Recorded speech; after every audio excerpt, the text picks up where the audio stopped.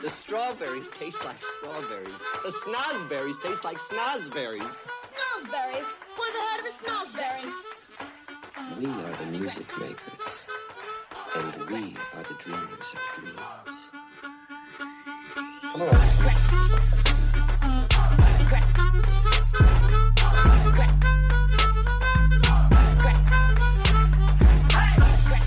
This is the Music Makers Podcast, where I read things out loud to you and then offer my unqualified opinions on them.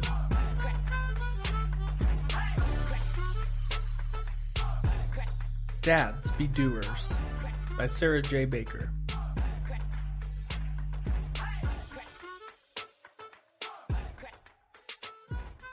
He didn't tell me how to live. He lived, and he let me watch him do it.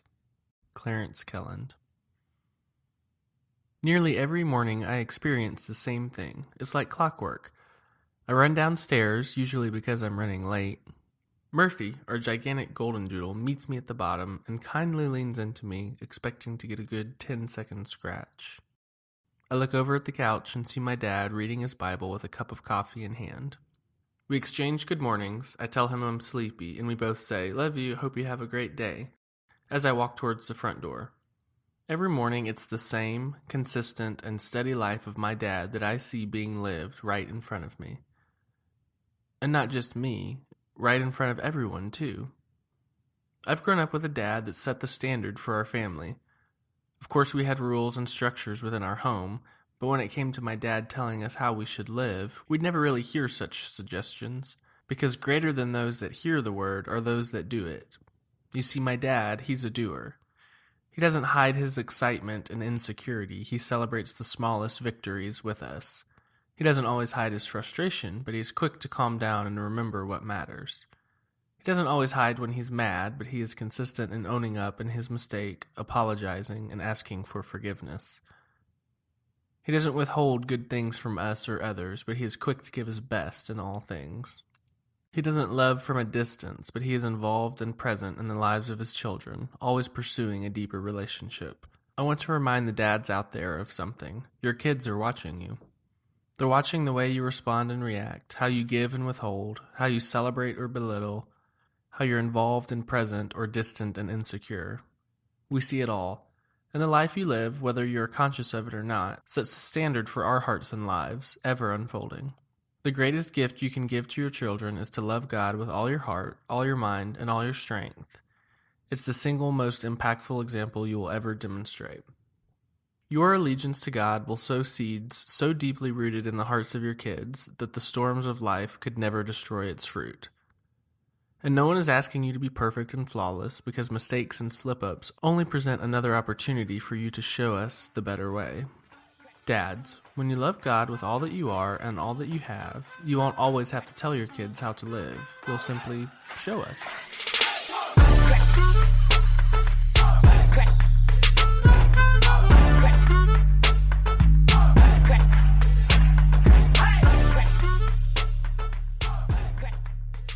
Every once in a while, I will read an article that is not immediately applicable, but I store it away in my Evernote anyway, just because I love it so much. So this article does not serve as some sort of announcement. My wife and I aren't planning on having kids for a number of years, but it's still a great article and one that I want to talk about. So since I don't have any kids, I'm going to talk a little bit about my dad and some of the things he modeled for us at home. One, right off the top of my head, is how much he loves my mom. And I'm sure he's told us that before, that he loves my mom. But really, the reason I know that is because I can see it in the things that he does. At some point, my mom mentioned she likes flowers. And since then, my dad has gotten my mom fresh flowers every week. We're talking like for 30 years or something like that. Every Saturday, there are fresh flowers because my mom likes flowers and my dad likes my mom. I also remember growing up, and he still does it today, but I specifically remember it in my childhood, that he would open every single door for my mom. Whenever we would all go somewhere as a family, when we got back to the house, we would come in through the garage, and then my brother and I would line up at the door waiting for my mom to go in because we weren't allowed to enter before my mom. And those are just two small examples of things that my dad did to show that he loved my mom. And now that I'm married, guess what things I do? Some of the same things my dad did.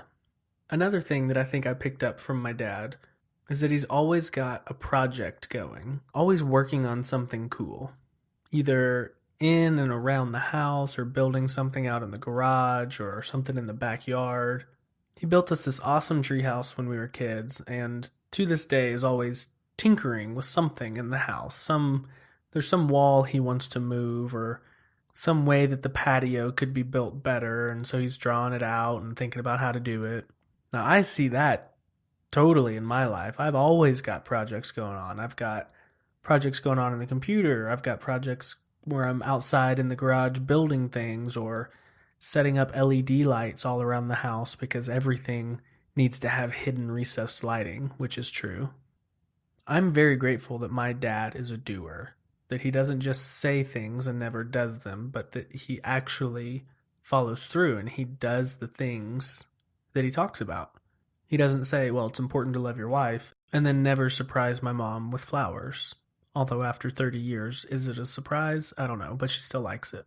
And as I'm looking forward one day to hopefully being a dad, I want to be a dad who does things. I want my kids to know what I believe based on my actions, not just me preaching at them, but they can look at my life and see the things that I value.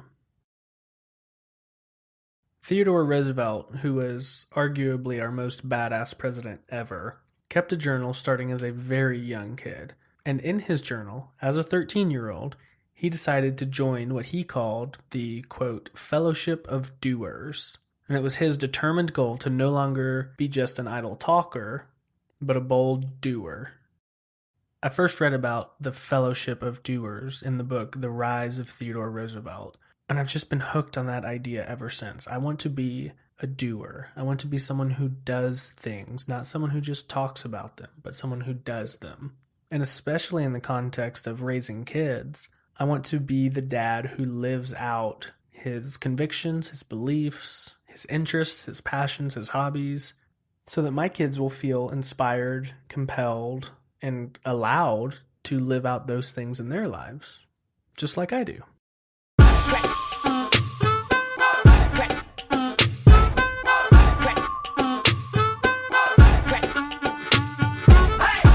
You can find the show notes for this episode at musicmakers.fm/11.